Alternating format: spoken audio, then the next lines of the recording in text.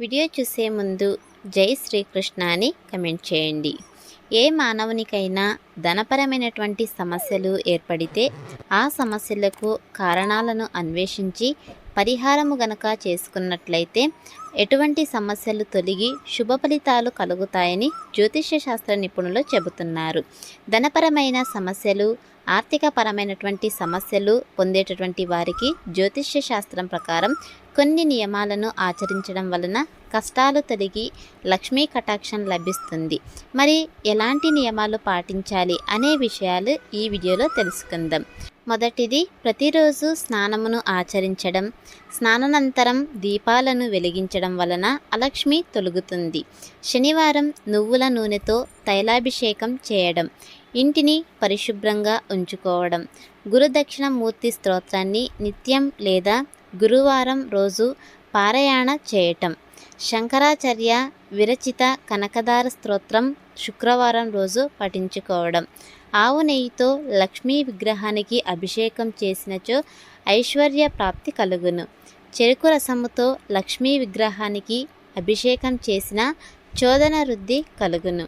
సువర్ణ జలంతో లక్ష్మీ విగ్రహానికి అభిషేకం చేసినచో దరిద్ర నాశనము కలుగును. మీ వ్యాపార సంస్థల యందు, ఆఫీసుల యందు తూర్పు ముఖముగా కూర్చున్న ధనప్రాప్తి కలుగును.